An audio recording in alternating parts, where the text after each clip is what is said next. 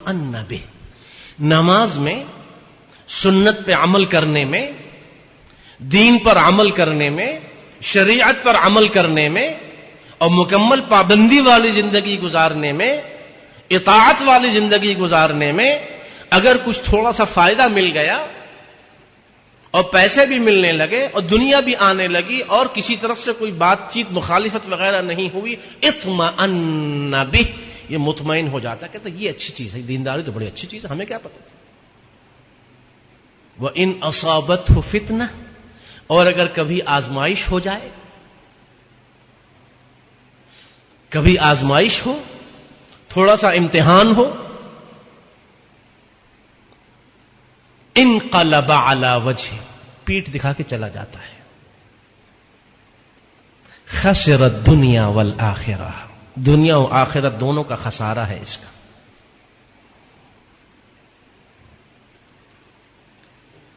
اللہ کو راضی کرنا آسان بھی ہے اور اس کے اوامر پہ حکم کرنا، احکامات پہ عمل کرنا مشکل بھی ہے۔ آسان اس کے لیے ہے جس کے دل کی نیت صاف ستھری ہوتی ہے، وہ قربانی دے سکتا ہے، اس کے لیے اللہ سارے راستے کھول دیتا ہے۔ اور جو یوں کہے کہ ہم دیکھیں گے اور ہم تو انتظار کریں گے اور ہم تو حالات کو دیکھیں گے، اپنے حال کو بھی دیکھیں گے، تو اس صورت میں پھر معاملہ کسی اور طریقے کا ہو جاتا ہے۔ پانی کا گھونٹ امیر المؤمنین نے پیا، اور جب وہ پانی پی چکے تو پھر اس بزرگ نے دوسری بات یہ کہی کہ حضرت امیر المؤمنین، اب آپ پانی پی چکے، اب میرا ایک دوسرا سوال ہے۔ ایک سوال تو پہلے پوچھا جب پانی پی رہے تھے، اب جب پانی پی کے فارغ ہوئے تو پوچھا یہ پانی جو آپ کے جسم میں چلا گیا، نالی کے ذریعے کھانا جاتا ہے، دوسری نالی کے ذریعے راستے پانی جاتا ہے، پانی پھر اس پورے بدن میں کہاں یہ اس کو اسٹور کیا جاتا ہے، یہ جمع ہوتا ہے، اور پھر اس بدن کو جتنے پانی کی ضرورت ہوتی ہے اتنی تو یہ بدن لے لیتا ہے، جس پانی کی بدن کو ضرورت نہیں ہوتی اب بدن یہ چاہتا ہے کہ وہ پانی خارج ہو۔ اب یہ سارا نظام بدن کے اندر کون چلا رہا ہے؟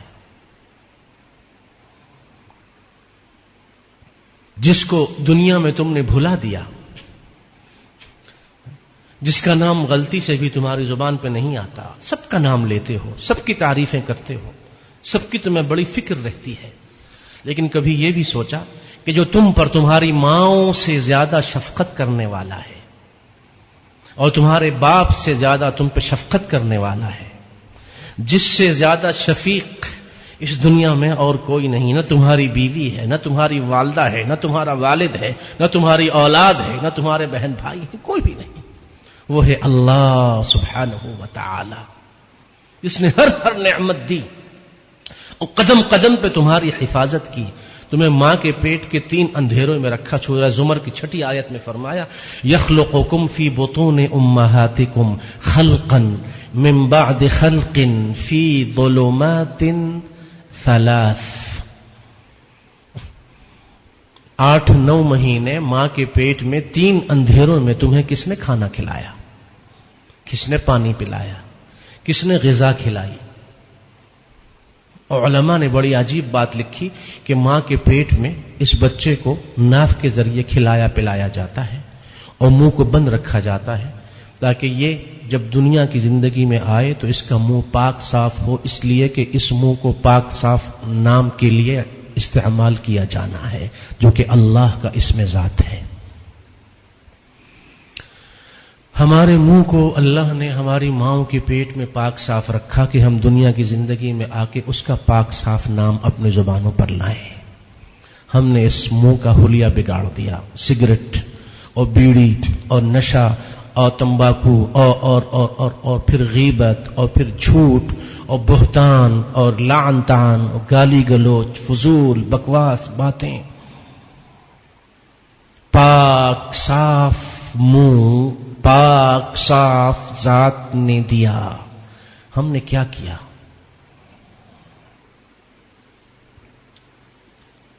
اور اس منہ میں پھر اس نے زبان رکھی۔ فَبِأَيِّ آلَاءِ رَبِّكُمَا تُكَذِّبَانِ، کوئی ایک نعمت ہو تو جھٹلاؤ، کوئی ایک نعمت ہو تو کفر کرو، کوئی ایک نعمت ہو تو ناشکری کرو، کوئی ایک نعمت ہو تو اس کو بھلاؤ، کوئی ایک نعمت ہو تو اسے یاد نہ کرو۔ دنیا کے سارے انسان مل جائیں اور مل کے یہ کوشش کریں کہ ہم اس بات کا پتہ چلا لیں کہ ایک انسان کو اس کی اوسطاً 60-70 سالہ زندگی میں اللہ کتنی نعمتیں دیتا ہے۔ قیامت تک سارے انسان اکٹھے ہو جائیں، کبھی بھی یہ گن نہیں سکیں گے کہ مجموعی طور پر ایک انسان اپنی 60-70 سالہ اوسط والی زندگی میں اللہ کی کتنی نعمتیں استعمال کرتا ہے۔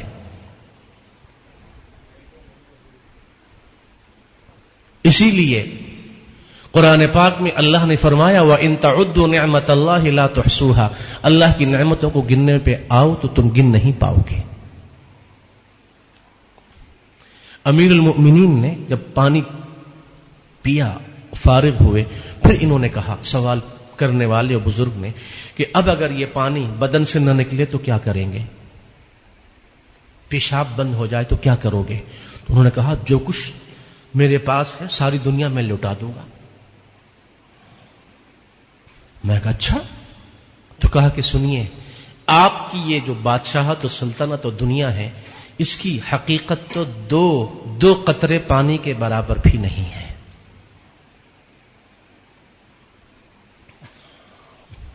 یہ دنیا جو ہماری ضرورت زندگی تھی اور ہے، ہم نے اس کو مقصد زندگی بنا لیا ہے۔ یہ ایک معمولی سا فرق ہے، اس کو اگر ہم سمجھ لیں تو ساری چیزیں ہماری سمجھ میں آسانی کے ساتھ آ جائیں گی۔ اللہ اور اللہ کے رسول نے پیسہ کمانے سے منع نہیں کیا، تجارت سے منع نہیں کیا۔ رسول اللہ صلی اللہ علیہ وسلم خود تاجر تھے،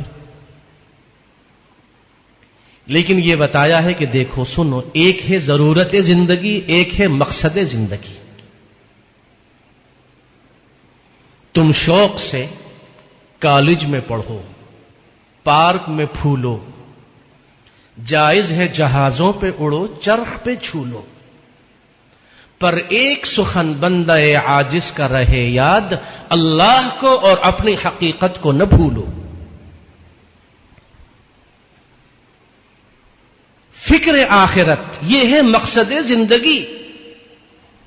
اور اسی مقصد کے لیے پیدا کیا گیا۔ درد دل کے واسطے پیدا کیا انسان کو، ورنہ طاعت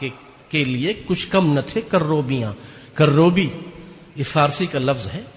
یہ استعمال ہوتا ہے ان فرشتوں کے لیے جو ملائکۃ المقربین ہیں، اس کی جمع ہے کروبیاں۔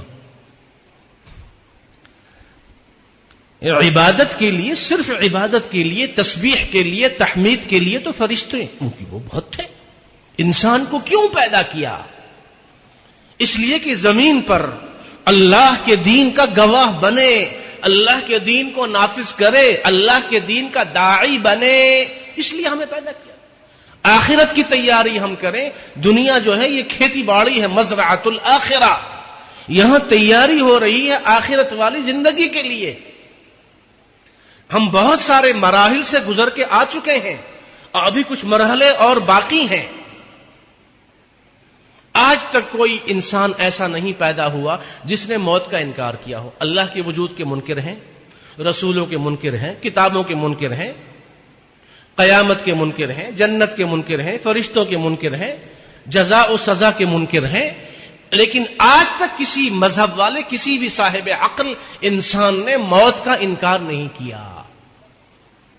جب ایک اٹل حقیقت ہے اور ہم سنتے ہیں، کہتے ہیں، دیکھتے ہیں، اس کے باوجود کبھی ہم نے سوچا کہ آج کی رات اگر ہماری آخری رات ہو اور کل صبح ہمیں قبر میں پہنچا دیا جائے تو کیا ہم نے اتنا ہوم ورک، اتنی تیاری کی ہے کہ ہم اللہ کے سامنے سرخروئی کے ساتھ حاضر ہو سکیں؟ اگر یہ کہہ دیا جائے کہ کل صبح آپ کی طلبی ہے اور حاضری ہے اور اپنا تمام حساب کتاب آپ پیش کریں، رات بھر آپ سوئیں گے؟ کبھی نہیں سوئیں گے۔ ادھر بھاگ ادھر بھاگ، اس فائل کو اٹھائیں گے، اس فائل کو اٹھائیں گے، اس دوست کو فون کریں گے، اس جاننے والے کو فون کریں گے، بیوی سے پوچھیں گے، دوستوں سے پوچھیں گے، بچوں سے پوچھیں گے، گھر میں اپنے درازوں کی تلاشیاں لیں گے، دفتر جا کے رات کو بے وقت کھولیں گے اس کو، اس لیے کہ صبح سب حساب دینا ہے، جس میں گڑبڑ کا امکان بھی ہے، سفارش بھی چل جاتی ہے، رشوت بھی چل جاتی ہے، اندھیر نگری جنگل کا قانون، جو مرضی کیجیے۔ لیکن وہاں کی فکر نہیں ہے جہاں سفارش نہیں چلتی، جہاں رشوت نہیں چلتی، جہاں خونی رشتے کام نہیں آتے، وہاں صرف آپ کے ساتھ آپ کا عمل جائے گا۔ کیا آج تک آپ نے دیکھا کہ قبر میں کسی کے ساتھ اس کی بیوی گئی ہو زندہ اور اس نے کہا ہو کہ بھائی تمہارے بغیر تو میں زندہ نہیں رہ سکتی، میں تمہارے ساتھ دفن ہونا ہے میں نے؟ کبھی کسی والدہ نے کہا ہو کہ میرا تو اکلوتا بیٹا تھا چلا گیا، اب مجھے زندہ رہنے کا کیا فائدہ، مجھے بھی اس کے ساتھ دفنا دو؟ ایسا کبھی نہیں ہوا۔ جانے والا ہمیشہ اکیلے ہی جاتا ہے، اور یہ مراحل، ان تمام مراحل سے گزر کے جاتا ہے، اور دنیا کی زندگی جو بنائی گئی یہ عبرت ہے، یہ تماشا کھیل کود نہیں ہے۔ وہ تو وہ لوگ کہتے تھے جو اللہ کے وجود کے منکر تھے کہ ان الحیات الدنیا، انما الحیات الدنیا یہ لعب و لہو، یہ تو چند دنوں کا کھیل ہے، یہ وہ کہتے تھے جو جزا و سزا کے منکر تھے۔ ان تمام مراحل سے ہم گزرے، اس وقت ہم عالم دنیا میں ہیں، اس کے بعد کا مرحلہ ہے عالم برزخ، اس کے بعد کا مرحلہ ہے عالم حشر یا عالم محشر، اور اس کے بعد کا مرحلہ ہے ہمیشہ ہمیشہ کی زندگی، یا ادھر یا ادھر۔ اور اس سے پہلے کئی مراحل سے گزر کے ہم آپ آ چکے ہیں۔ یہ سفر ہے، اس سفر میں ہم سب رواں دواں ہیں۔ یہ ہماری اپنی غلط فہمی ہے کہ ہم اپنے دنیا کے گھروں کو مستقل گھر سمجھ لیتے ہیں اور اسی کے لیے سب کچھ داؤ پہ لگا دیتے ہیں۔ یہ حقیقی گھر نہیں ہے، یہ تو ہم کسی اور کے لیے بنا رہے ہیں۔ جو اپنے لیے گھر بنانا تھا وہ ہم نہیں بناتے، ہمیں اس کی فکر ہی نہیں ہے۔ یہ گھر جس میں 15 20 30 40 50 سال رہنا ہے، اس میں اے سی بھی لگ جاتا ہے، لائٹس بھی آ جاتی ہے، پنکھے بھی لگ جاتے ہیں، فرنیچر بھی آ جاتا ہے، کارپٹ بھی آ جاتی ہے، صوفے بھی آ جا سکتے ہیں، سب کچھ آ رہا ہے۔ لیکن وہ گھر جہاں سینکڑوں برس یا ہزاروں برس پڑے رہنا ہے، وہاں کی لائٹ، وہاں کی ٹھنڈک، وہاں میں جو کچھ پوچھا جائے گا، جو کچھ وہاں حالات پیش آئیں گے، اس کی ہمیں فکر نہیں۔ یہ کیسی عجیب ستم ظریفی ہے،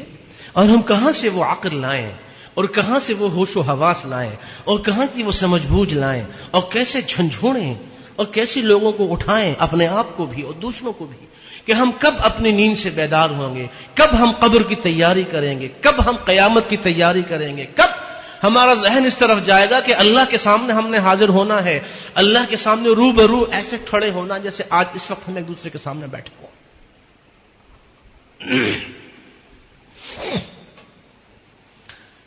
عالم عدم میں تھے تو اللہ نے وجود میں پیدا کیا، پھر عالم ارواح میں تھے، ایک مرحلہ عالم عدم کا تھا، وجود میں آئے، پھر عالم ارواح میں تھے، پھر روح ماں کے پیٹ میں جب جسم بنا اس میں روح ڈالی گئی، زندگی کے آثار نمودار ہوئے، پھر ماں کے پیٹ کا جو مرحلہ ہے وہ بھی ایک عالم تھا، اب عالم دنیا میں آئے۔ جگہ جی لگانے کی دنیا نہیں ہے، یہ عبرت کی جا ہے، تماشا نہیں ہے۔ تجھے پہلے بچپن نے برسوں کھلایا، جوانی نے پھر تجھ کو مجنوں بنایا، بڑھاپے نے پھر آ کے کیا کیا ستایا، اجل تیرا کر دے گی بالکل صفایا، جگہ جی لگانے کی دنیا نہیں ہے، یہ عبرت کی جا ہے، تماشا نہیں ہے۔ فاعتبروا یا اولی الابصار، آپ علیہ الصلاۃ والسلام جب صحابہ کی مجلس میں تشریف فرما ہوتے تھے تو بار بار تلقین کیا کرتے تھے کہ اذکروا ہاذم اللذات، لوگوں لذتوں کو ختم کرنے والی چیز کو یاد رکھا کرو، وہ ہے موت۔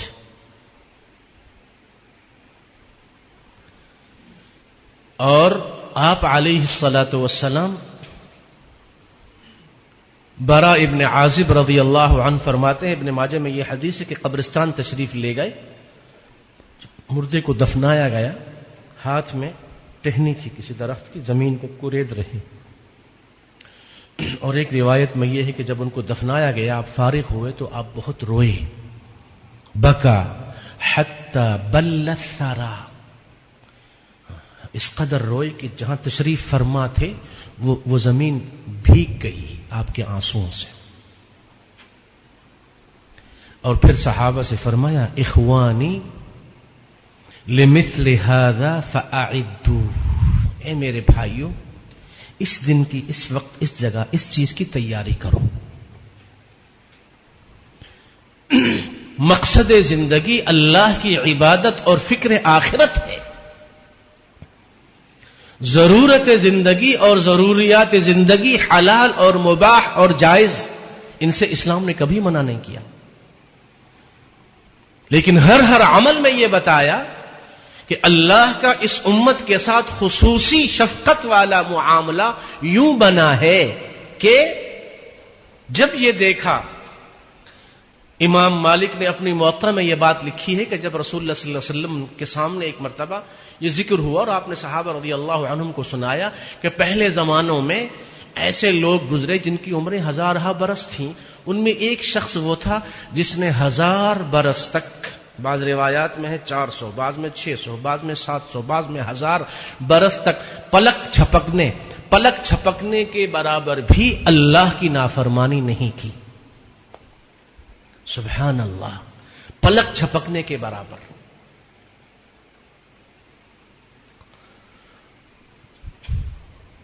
وہ بھی تو انسان تھے، ان کی بیوی بچے تھے، اس زمانے کے لحاظ سے وہ بھی دنیاوی لین دین معاملات کرتے ہوں گے، لیکن یہ کتنی بڑی قربانی ہے اور کیسا عجیب انسان ہوگا وہ جس نے اپنے نفس کو ایسے قابو میں رکھا اور اللہ کی توفیق ایسے شامل حال رہی اس کے ساتھ کہ 1000 برس تک پلک چھپکنے کے برابر بھی نافرمانی نہیں کی. صحابہ رضی اللہ عنہم نے جب یہ سنا تو بہت پریشان ہوئے، اور پریشان اس لیے ہوئے کہ اول تو یہ کہ ہماری عمر ہی 60-70 سال ہے. خود رسول اللہ صلی اللہ علیہ وسلم نے فرما دیا کہ میری امت کی جو عمریں ہیں، اعمار امتی ما بین 60 الى 70 واقل من يتجاوز ذلك. ترمذی میں یہ حدیث، میری امت کی جو عمریں ہیں اوسطاً تخمیناً تقریباً 60-70 کی لگ بھگ ہوں گی، بہت کم لوگ اس سے بڑھیں گے. صحابہ رضی اللہ عنہم حیران ہوئے، پریشان ہوئے کہ زندگی کم ہے 60-70، اس میں اگر 12 سال بلوغت کے نکال دیجئے تو اور کم ہو گئے، تو بقیہ زندگی میں بھی اگر ہم مستقل مسلسل عبادت کرتے رہیں، گناہوں سے دور رہیں، تب بھی وہ 58 برس بنیں گے یا 48 برس بنیں گے یا اس سے کم و زیادہ. تو ہم تو ہزاروں سال کی عبادت تو کسی بھی صورت میں نہیں کر سکتے. اگر ہم 24 گھنٹے ہر لمحہ عبادت ہی میں لگ جائیں تب بھی 60 سال ہوں گے، 70 سال ہوں گے، 50 ہوں گے، 40 ہوں گے، اس سے زیادہ تو ہو ہی نہیں سکتے. اللہ سبحانہ وتعالی نے فرمایا انا انزلناه فی لیلۃ القدر وما ادراک ما لیلۃ القدر لیلۃ القدر خیر من 1000 شہر. لو ہم تمہیں یہ دیتے، ایک رات ایمان اور احتساب کے ساتھ عبادت کرو، 83 برس کی عبادت کا ثواب تمہیں مل جائے گا. لیکن ہم نے بتایا کہ ہر نیکی کی قبولیت اور ہر نیک عمل کے زود اثر دیر پا ہونے کی شرط اساسی گناہوں کا ترک کرنا ہے اور حقوق العباد کی ادائیگی ہے. ورنہ کثیر تعداد والی نیکیاں بھی، احادیث میں یہ مضامین موجود ہیں، ابن ماجہ میں، دوسری کتب میں یہ حدیث موجود ہے، اور صحیح مسلم میں اور دوسری کتب میں بھی وہ دوسری حدیثیں موجود ہیں کہ قیامت کے دن ایک شخص نمازیں اور زکوٰۃ اور روزے لے کر آئے گا، اور بعض روایات میں ہے پہاڑوں کے برابر نیکیاں، اور بعض روایات میں ہے کہ پہاڑ ان نیکیوں کا بوجھ اٹھا نہ سکے، لیکن لوگوں کے حقوق ہوں گے، کسی کی غیبت کی ہوگی، کسی پہ بہتان لگایا ہوگا، کسی پہ لعن طعن کیا ہوگا، کسی کو ستایا ہوگا، کسی کو مارا پیٹا ہوگا، کسی کو گالی دی ہوگی، کسی کا مال دبایا ہوگا، کسی سے رشوت لی ہوگی، کسی کو ستایا ہوگا، کسی کو اذیت پہنچائی ہوگی، کسی کا دل دکھایا ہوگا۔ جن جن کا حق ہوگا ان کو اس کی نیکیاں دے دی جائیں گی، یہاں تک کہ نیکیاں ختم ہو جائیں گی اور لوگ پھر بھی باقی رہیں گے، تو کہا جائے گا اب ان لوگوں کے گناہ اس پر لا دو اور اس کو جہنم میں پھینک دو، ساری نیکیاں ضائع ہو گئیں۔ اس لیے ہم نے شروع میں بتایا کہ ہر نیکی اور تمام نیکیوں کا کرنا ضروری نہیں ہے، لیکن سارے گناہوں کا ترک کرنا ضروری ہے۔